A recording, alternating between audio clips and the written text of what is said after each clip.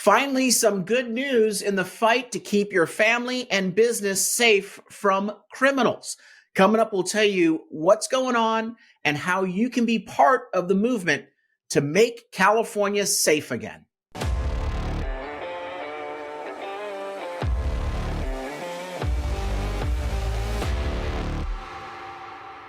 I'm Carl DeMaio, chairman of Reform California, and we all know that there is a massive crime wave going on in the state of California because liberal politicians have literally bent over backwards and done everything they can to accommodate the demands, the whims, the interests of criminals.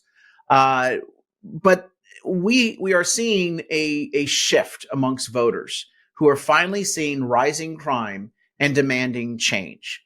First, let me, before I get into the good news, because there's some really good news to share, let me tell you why crime is rising in California in case you have not watched some of our previous podcasts. Crime is rising in California. Both property crime is up by last year. They say statewide 7%, according to the Attorney General's office. No. It's up by much more than that. Property crime up by 7% is a misleading figure because most people are not even reporting property crime anymore. Retail stores are telling their employees, do not bother filing a police report on property theft because no one's going to do anything about it. Don't waste your time. The police aren't going to show up. Get back to work. So that 7% number is probably 2 to 3 times higher. We also know that violent crime is up. Homicides up 19% in the state of California in the last 2 years. Here's just the latest news from Axios. Change in year-to-date reported homicides in selected U.S. major cities. In Boston, Philadelphia, Miami, Dallas, Washington, D.C., Houston, New York, and Chicago, homicides down from 82% down to 6% down in Chicago. And so nationally, we're seeing a plateau on crime or a decrease in crime because of demographic changes, but not so in California. California's crime, as I mentioned, is the outlier. All the other states are seeing better stats on crime. We're seeing worse stats on crime. Los Angeles, up 9%. Homicides, up 9%. And that's just 2023 to 2024. And I'm telling you, since 2019, really, we've had a spike in crime. Why? Why is crime up? Both property crime and violent crime? Well, there's 3 reasons. Number one, we're no longer prosecuting criminals. We've taken away the tools from police and prosecutors to arrest and punish criminals. Prop 47 is the problem there. Prop 47 was a misleading ballot measure put on the ballot by liberal Democrats to basically make crime permissible in the state. People can steal up $950 and not be prosecuted. They can deal drugs openly and not be prosecuted. So Prop 47 took the tools away from prosecutors and police to arrest and punish criminals. Second, we've released criminals from prison. That's Prop 57, early release.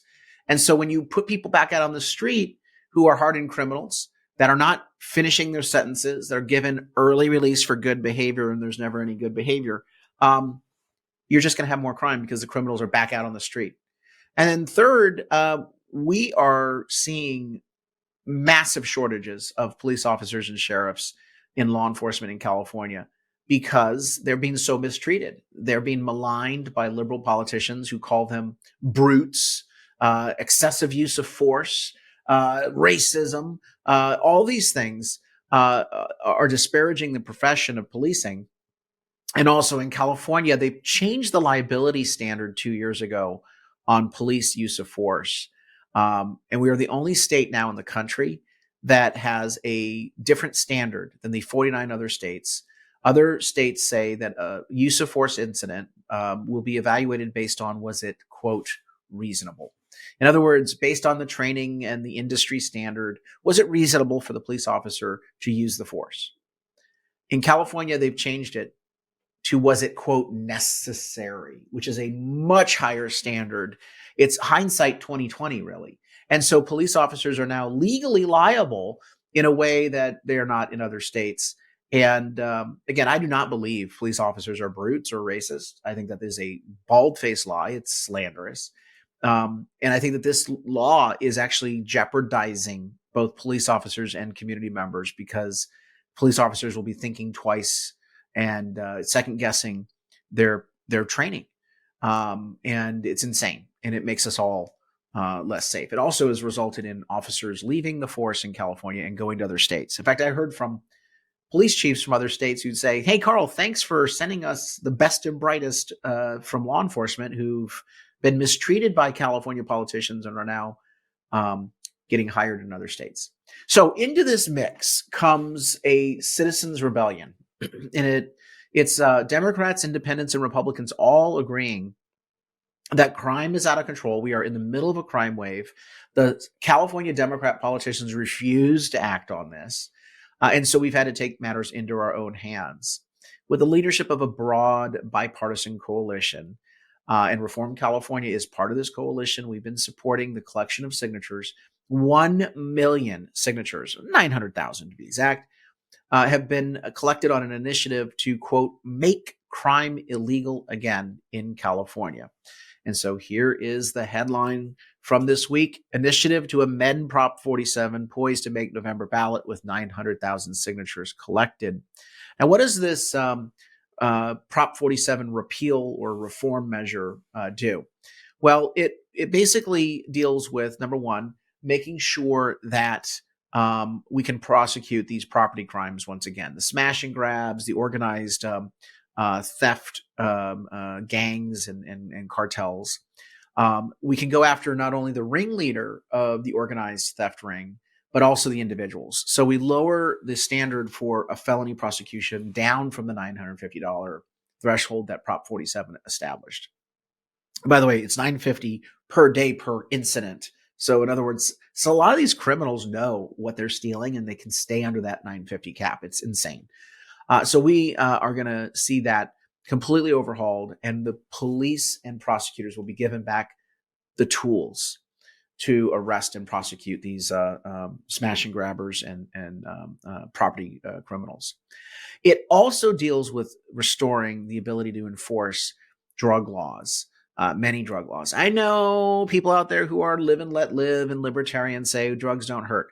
Drugs absolutely are part of a whole bunch of problems happening in society. Not only is drug addiction a challenge for the individual, but it leads to all sorts of impacts that you're paying for. People steal in order to get money for drugs. Homelessness is mainly a drug issue. And it obviously is causing all sorts of stuff in terms of other sorts of more violent crime. When people are high, when people are on drugs, they can hurt themselves and others. So I don't believe that drugs is something that we should just simply lightly dismiss. And when you have someone who's dealing fentanyl, for example, fentanyl is exceedingly dangerous, and it's killing a lot of kids. In fact, drug overdose deaths are the leading cause of death for people under the age of 40. Not COVID, it's drugs. And it has skyrocketed 1,000% drug deaths, overdoses for teenagers, 18 and younger. It is an epidemic. It is definitely something that we cannot ignore. This initiative, this reform of Prop 47, will give police and prosecutors back the tools to deal with that drug crisis that we see happening. A number of other reforms are made to improve our ability to fight crime with this initiative, but this will be on the ballot in November. Now, there's talk that Democrat politicians in Sacramento will go and negotiate a settlement. I hope that unless they're willing to agree to everything, I don't think a settlement's appropriate. I think we go to the voters and we fix the problem. And we send a message to the Democrat politicians that if they don't start playing ball on some of the other criminal enforcement issues, that we'll go back to the ballot with another signature drive. Because this initiative is a great start, but it's not going to cover everything that we have to address. And so bravo to all of you who collected signatures, who signed the initiative, who supported it. And also bravo to the district attorneys and the sheriff's associations in California who really led the way. The retail associations, the retail businesses that helped fund this important campaign. This is going to have so many positive impacts in California to make your family and your business safe again. At Reform California, we are part of that coalition to fight to pass this initiative. Go onto our website, reformcalifornia.org, click under public safety, and chip in a contribution so that we can support the Make Crime Illegal Again initiative in the state of California. We have all sorts of information about the projects that we have ongoing for combating crime, which also includes recruiting good district attorneys, recruiting good sheriff candidates. In Los Angeles, we're trying to replace the George Soros-backed liberal district attorney who's the friend of criminals, George Gascon, with Nathan Hochman, which would be a huge message that we could send nationwide that people are sick and tired of criminal coddling district attorneys. Real quick, you may notice that prices are getting more expensive at your fast food restaurants. Fox 11 has this story. These California fast food restaurants raised menu prices. Well, how about we start it with a list of those that didn't, because I think that would be a pretty damn short list. I think all of them have raised prices. This is all because of the minimum wage increase that just got imposed on all the fast food restaurants. What do we know? Wendy's has raised prices by 8%, Chipotle up by 7.5%. That's an astonishing increase. Remember, they've been increasing their prices for the past several years with inflation, but this is just with the implementation of the minimum wage increase.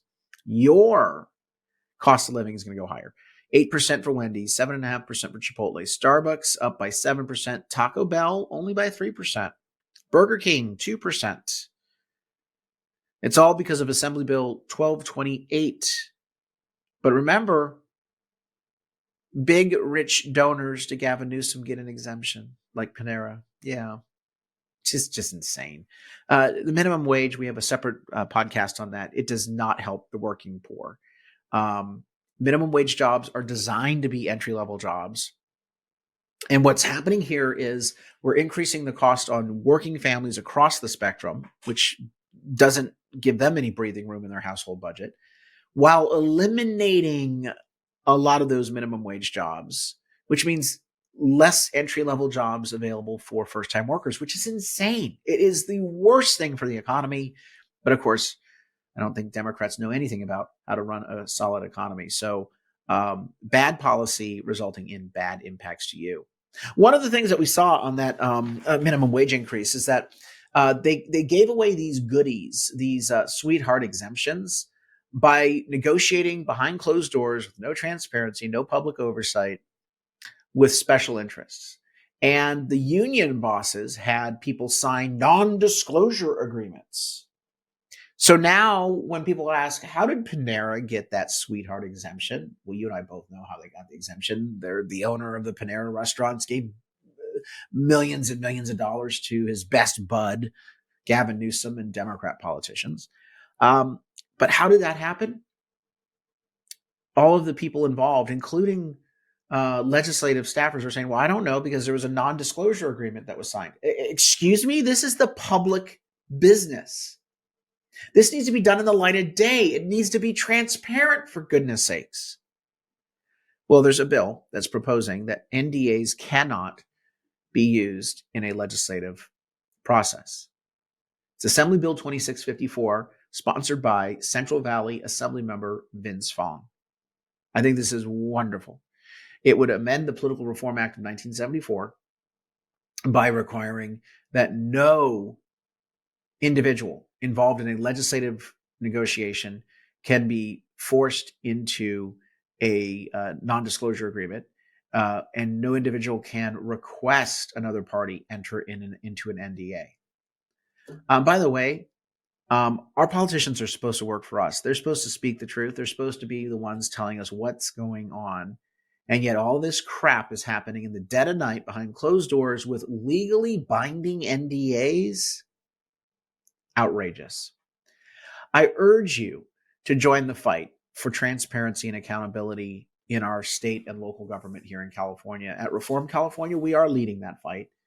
And I'm running for state assembly. We're going to create a Reform California caucus of state senators and state assembly members all committed to changing the political system and making it more transparent, including banning these NDAs. But we need your help to get there. Our candidates need help. I need help. Our entire movement needs help. And you can contribute online at reformcalifornia.org. That's reformcalifornia.org. If you're not already signed up for our updates, please scroll down to the bottom and sign up right here. This gets you on our newsletter. We send out a newsletter every Friday with our top stories that the liberal media won't tell you about. It's certainly something that is, and it's free, by the way. So sign up online. It's certainly something that will keep you informed on California news and politics. Until next time, Carl DeMaio, chairman of Reform California. Help us break through the censorship of the liberal media. Like this video, subscribe to this channel, and smash that notification button so you can stay up to date on all the developments in California news and politics. Also, please visit the website, reformcalifornia.org, for ongoing news coverage and to join one of our campaigns in the fight to take back our state. If you can, please sign up as a volunteer or chip in a contribution. This episode of Reform California with Carl DeMaio, paid for by Carl DeMaio for State Assembly 2024.